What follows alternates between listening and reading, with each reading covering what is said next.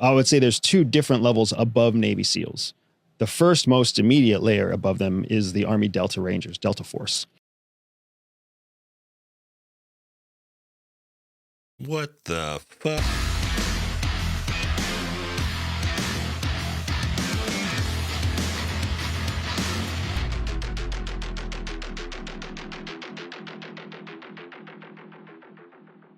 Welcome back to the channel, everybody, and we have a interesting one today. I got sent this video that's an interview with Andrew Bustamante. Hopefully I said that right. Apparently he was in the CIA, and he's talking about who the most lethal unit really is, the CIA Delta SEALs. And man, this interview did not disappoint, okay? It's a pretty rough watch. You know, there's a lot of really incorrect things I've said. You might have seen the intro to the video. And yeah, guys, sometimes I don't want to, knock on this guy too hard, but sometimes in the content creation space or podcasts, you have to stay in your lane. If you don't know what you're talking about, it's better sometimes to not talk about it. And this interview is kind of a glaring demonstration of that, right? So we're going to go through this. We're going to correct the record. So God forbid somebody watched that interview and started saying some of the things that were said there. Whew, you would look very foolish. All right, so let's jump into it. Don't forget to like, comment, subscribe. Definitely helps the channel. Follow us on Patreon, grab some merch, and let's jump into it. All right, we're just going to go through the interview, and I'm going to just correct things objectively, not my opinion, about these units as we go. All right, let's jump into it. It's a great question, actually, and I want to frame it correctly from the start. So I understand that most people think that the Navy SEALs are the best trained, most capable killers in the United States. They're not. They're not. I would say there's two different levels above Navy SEALs. All right, good start. Yes, common misconception that the regular SEAL teams, and we'll get into this later with DevGru, are the most lethal unit. Of course they're not. They're a tier 2 team. Just like Green Berets are not the most lethal unit when it comes to straight lethality, right? Obviously, we do know, we're going to discuss what units really are here in a second, but we obviously know that's not the case, okay? And we're not actually knocking on SEALs here. It's just, it is what it is, right? So let's find out who the real lethal unit is. The first most immediate layer above them is the Army Delta Rangers, Delta Force. Did you guys hear that? So this is a brand new unit I did not know about. Apparently, like this, maybe this is like a mix between RRC and Delta Force, and maybe the ISA. It's this new tier 1 unit nobody knows about. The Army Ranger, or the Army Delta Ranger Delta Force. Shocking. Not sure what this unit is. Okay, I'm gonna stop being such a sarcastic asshole just because that was so obnoxious of a thing to say when you're trying to appear like an expert. Here's probably where the misconception comes in, or the confusion comes in. Okay, a lot of times you're going to see guys getting, Medal of Honors or whatnot from the unit in tan berets. All right, so there could be some confusion of, well, he's got a Delta Force insignia patch, he's got a Ranger, a tan beret for Ranger Battalion. He's a Army Ranger, Delta Ranger Force. I don't know. The way it works, Delta Force guys, and let me just kind of explain this for everybody to understand. Delta Force is a unit. It is not an MOS. When you're a Delta operator, that's not your MOS. You actually keep whatever MOS you came from. If you're a Ranger, you're still a Ranger. You wear a tan beret with the Delta Force unit patch. Okay, if you're a Green Beret and you go to the unit, you'll continue wearing your Green Beret. You will still be classified in the Army system, right, as an 18 Delta or whatever you are, Green Beret. Okay, you're even rated against your peers. You're rated against other Green Berets for promotion. If you're a Ranger, you're rated against other Rangers and the rest of the general Army. Okay, things like that, right? So if you see someone that's in Delta Force and they have a tan beret, that is not because they're an Army Delta Ranger, Delta whatever. It's because they're a dude that came from Ranger Battalion. Okay, we got it. Let's continue on, because that was a rough start to the video. All right, here we go. That is so secret, they still don't really acknowledge that they exist, right? And these are people. Wrong. Okay, now technically Delta Force is supposed to be a secret tier 1 unit. Okay, literally there's a movie with Chuck Norris called Delta Force. Obviously the guys in the unit, that's kept secret, their identities and whatnot, like all the tier 1 units. But the military comes out and announces successful raids that Delta Force has been on. Okay, so it's not like any of this is a secret. Think about like obviously this is different, but like Osama bin Laden or Soleimani or all these big profile targets that get taken down, we immediately are told who did it, sometimes even by the name of the operator right afterwards. Okay. So there's not some super secret squirrel thing with Delta Force. Everybody knows who Delta Force is. People who are capable of doing everything the SEALs are capable of doing and doing everything that your clandestine services are capable of doing, all wrapped into one like individual. Right. And then you put 5 or 6 of those individuals together and you send them to the places where. Right. Okay, that's not how Delta works. Delta is there as a basically strike target unit. Okay, he's trying to say that Delta Force encompasses everything that the SEALs do, when you're including like intelligence gathering operations, all sorts of different stuff. There are different tier 1 units that do each of these different things. Okay, so you have like the ISA. You know, we can't really talk about too much what that is, but those of you who can use Google kind of understand. Delta Force is not some all-encompassing, does everything, gathering intelligence, do all these certain things. Very small unit. Other tier 1 units are doing those type of things. Let's keep moving. Not only is there plausible deniability, but there is essentially complete and total deniability. Also not true. Delta Force, when they go out, full military uniform, giant, called a "fuck you" American flag on their chest, letting everyone know exactly who they are. Right? So those people are amazing. So I understand why Navy SEALs have become popularized in media, because you're allowed to talk about them, right, where you're not really allowed to talk about Delta. Right. But anybody who really is deep into that culture of military and who served in uniform, we all know like Delta is a whole different caliber. Regular civilians know that. It's 2025. It's all over YouTube. John Shrek McPhee, Brent Tucker, Delta Force operators with podcasts talking about their missions and everything all the time, man. This is ridiculous. Keep moving. And then what's the top? And then I would say kind of adjacent to Delta becomes your CIA paramilitary. Because CIA has its own paramilitary organization that pools the best SEALs, the best Green Berets, the best Delta Rangers, the best Marine Force Recon. Hear that? The best Delta Rangers. He said it again. Now I know it wasn't some type of misspeak in the initial interview. He actually thinks they're called the Delta Rangers. Rough. Okay, first of all, let's talk about Graham Branch and the way it works. All right. And I'm just going to say from personal experience, the guys I saw go over there. Okay, for those of you who don't know, if you're a Green Beret, you do 3 years as a Green Beret, pretty much an automatic hire into FBI, get it on their HRT teams. If you do 6 years in SF, you pretty much an automatic hire into the CIA and into Ground Branch. Okay. The vast majority of guys I saw go to Ground Branch or over to the CIA were for 2 reasons.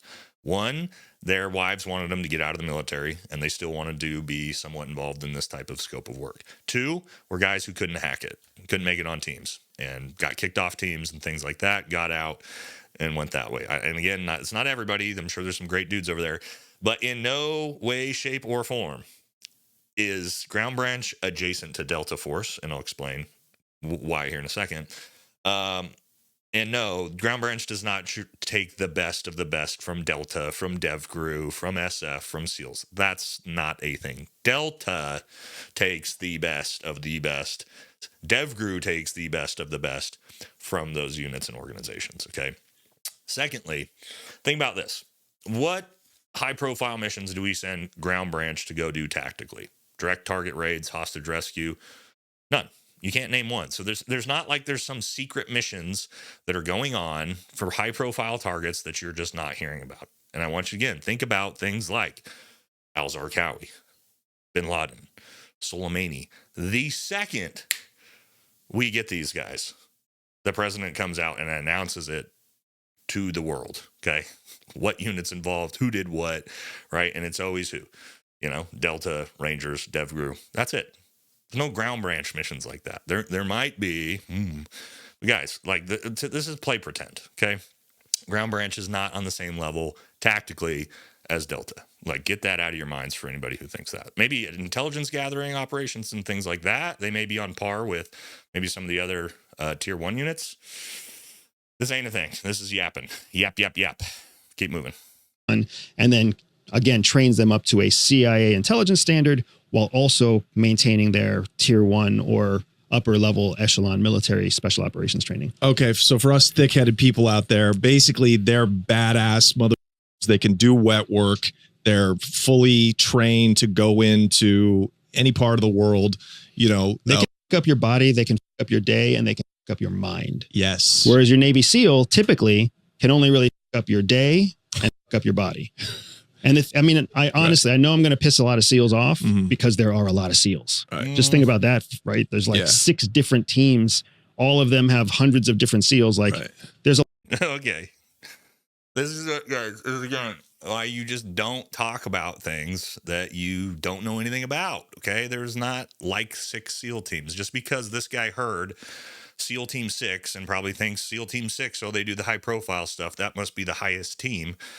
No, okay. There are technically, there's 8 SEAL teams. Okay. You have 4 on each coast, and then you have 2 SDV teams, and then you have DevGru. Technically, you could say there's 11 different SEAL teams.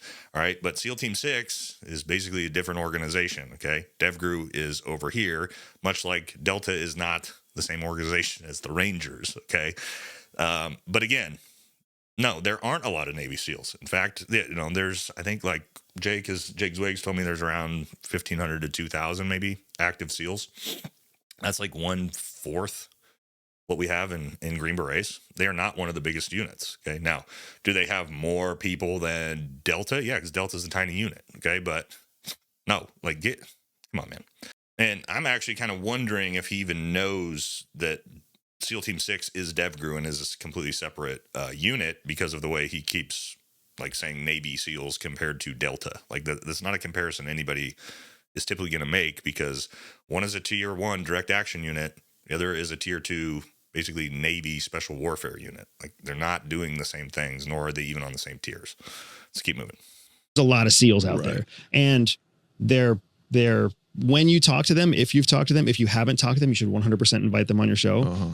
It doesn't take long talking to a SEAL before you realize that they are just a highly trained human weapon. Right. There's not a lot of depth to them. Right. But when you get to like a Green Beret or a Delta trained operative, you're talking to a smart person. Right. So scary, because you realize for as smart and as kind as they seem, they're also lethal. Right. Well, shout out to Green Berets at how smart and lethal we are. I'll take that one, But to say there's not a lot of depth to Navy SEALs, that's a massive shit talk right there.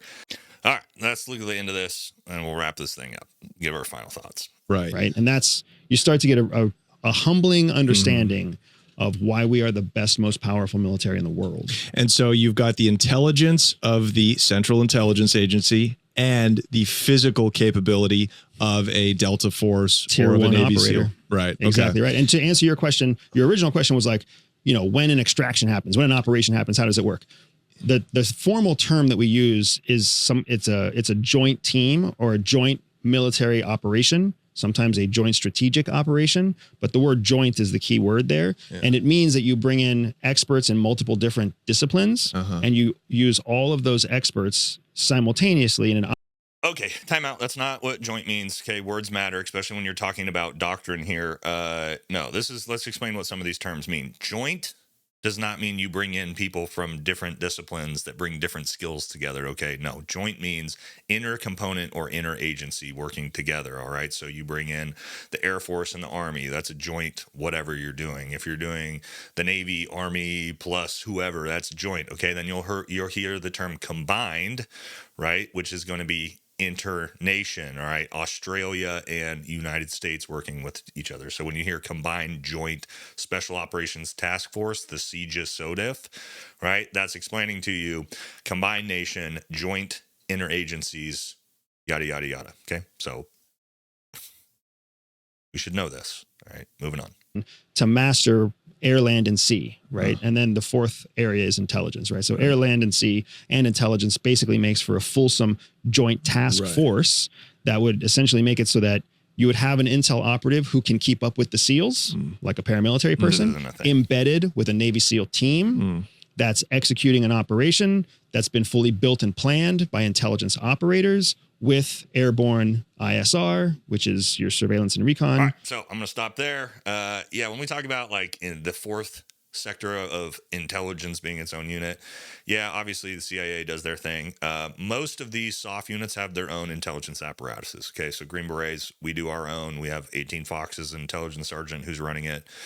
He might be pulling from a bigger network, right? But he's not having a mission designed and then basically handed to us by the CIA. It's usually not how it works. The tier 1 units have their own unit specifically for intelligence operations. So yeah, I don't know. Maybe it's a thing, maybe it's not. There's just, again, this one, wanted to go through it because, again, just the whole Army Delta Rangers, Delta Force, and 6 SEAL teams, and yeah, rough watch, right? And again, hate to knock on it too much, but a lot of people are going to see that, and then they're going to go out and say things like, oh, the Delta Rangers, and then they're going to get made fun of. Okay, so let's not do that. Let's stay in our lanes, right, with things we actually know what we're talking about, and everybody will be just fine. So I hope you found that one interesting. That's going to do it for this one. I'll catch you on the next one.